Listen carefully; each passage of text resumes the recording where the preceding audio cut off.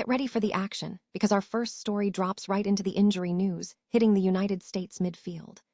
U.S. midfielder Johnny Cardoso is officially set to miss the World Cup because of a right ankle injury that requires surgery. Atletico Madrid announced the procedure on Monday, and with the tournament starting in just 1 month, the timeline is incredibly tight. We have details on what this means for the U.S. squad and what the recovery timeline looks like for this key player. Tired of dropping your phone or struggling to hold it with one hand? The PopSockets Pop Grip gives you a secure grip, works as a phone stand, and even lets you swap the top for a fresh new look. Simple, useful, and perfect for everyday phone use. Click the link in the comments to grab yours on Amazon. Next up, we are diving into massive infrastructure changes as Gillette Stadium gets a complete makeover for the World Cup 2026. The venue is transforming into the Boston Stadium, and that means major changes to branding and even the playing surface. We will explore exactly how FIFA regulations are forcing stadium owners to alter everything from signage to parking capacity, and what this means for fans traveling to Foxborough. Now, let's talk coaching drama and potential big names as we look ahead to the tournament. We have huge news regarding the Curacao national team, where Dick Advocaat is reportedly open to returning as head coach after his successor resigned. This is a massive development for the team, and we break down the pressure on the federation and what the reports suggest about this potential coaching return. And finally, we circle back to Johnny Cardoso, giving you the full picture on his injury status and the implications for the USMNT. We know the sprain is serious, requiring surgery, and we look at the impact this will have on his World Cup prospects, especially considering Mauricio Pochettino's previous considerations.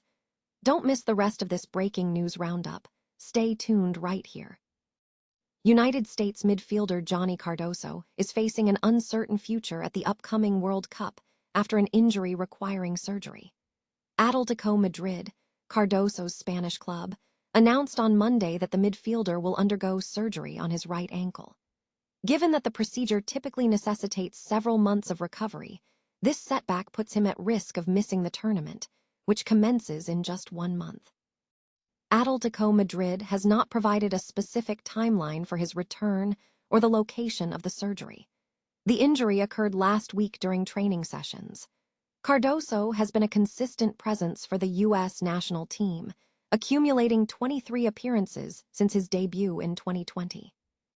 The United States kicks off its World Cup campaign on June 13 against Paraguay in Inglewood, California, while Mauricio Pochettino's squad is also slated to face Australia and Turkey in Group D. The focus now shifts to Cardoso's recovery timeline and its potential impact on the national team's preparations. Gillette Stadium is undergoing a significant transformation to become the Boston Stadium for the 2026 FIFA World Cup, marking several key changes to the venue's appearance, playing surface, and fan experience. With World Cup matches scheduled to take place in Foxborough, Massachusetts, in June, crews have been actively covering up existing signage that identifies the venue as Gillette Stadium, the home of the New England Patriots, Revolution, and Boston Legacy FC. This rebranding is mandated by FIFA regulations governing visible branding inside stadiums during matches, a practice also seen at other World Cup venues like Mercedes-Benz Stadium in Atlanta. As part of the preparations, white draping has already been applied to branding on the stadium and nearby practice facilities as of Monday. A major physical change involves the playing surface. FIFA regulations require hosts to switch to a grass pitch for World Cup matches.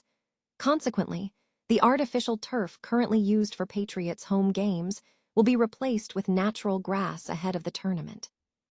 It is anticipated that the playing surface will revert to turf for the Patriots when the regular football season commences in the fall. Parking and fan access are also seeing substantial adjustments. The number of available parking spaces is being reduced significantly, dropping from 20,000 spots for Patriots games to just 5,000 for the World Cup. Initially, organizers stated that tailgating would be prohibited at the Boston Stadium. However, this policy has shifted, with committee president Mike Lloyd suggesting a possible miscommunication. In place of driving, fans are being encouraged to utilize public transportation, with options including a train service costing $80 or a Boston Stadium express bus priced at $95, designed to ease traffic congestion. The World Cup schedule at the Boston Stadium begins on Saturday, June 13, with Haiti facing Scotland. The venue will host 5 group play matches, followed by a round of 32 match on June 29 and a quarterfinal on July 9. Gates are scheduled to open 3 hours prior to kickoff. Curacao is reportedly considering a surprising return of former manager Dick Advocaat as head coach ahead of the 2026 World Cup. This possibility arises after the current coach, Fred Rutten, resigned just 1 month before the team's World Cup debut. Under Advocaat, Curacao achieved an unbeaten run through CONCACAF qualifying, securing direct entry to the tournament. Advocaat previously led the Caribbean island to the finals last November before stepping down due to his daughter's health concerns. During Rutten's brief tenure, which included losses to China and Australia in March, the Curacao Football Federation, FFK, faced mounting pressure from players and sponsors to reinstate Advocaat. Initially, the FFK publicly backed Rutten, stating he would lead the team as national head coach for the World Cup. However, Rutten departed just 3 days later, citing the need to avoid a climate that damages professional relationships among players and staff, emphasizing the need for Curacao to move forward. Dutch media reports indicate that 78-year-old Advocaat is open to returning to his former role, reportedly following improvements in his daughter's health. If he returns, he would become the oldest coach in World Cup history. Curacao faces Germany in their Group E opener on June 14th, with subsequent matches against Ecuador and Ivory Coast. The team will also host Scotland on May 30th at Hampden Park, a final warm-up fixture before Steve Clark's squad heads to the finals.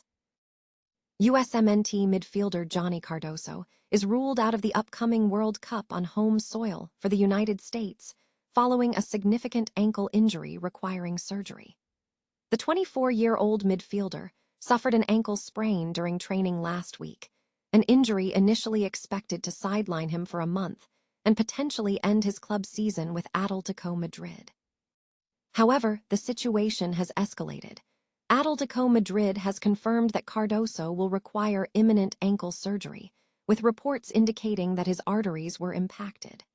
While Marca suggests he might be available for preseason training next season, the prognosis indicates a potential absence of around 2 months. Cardoso has accumulated 23 caps for the USMNT throughout his career, but has struggled with injuries, notably missing the knockout stages of the Gold Cup final last summer despite participating in the group stages. Manager Mauricio Pochettino had considered him for the World Cup squad this summer and had included him in a friendly against Belgium in March. Prior to this, Cardoso had not featured since June of the previous year. His season at Atletico Madrid has been marked by inconsistency, with just 30 appearances in his debut campaign. While he showed glimpses of form in March and April, repeated injuries have hampered his consistency. The injury setback now puts his participation in the World Cup into serious jeopardy.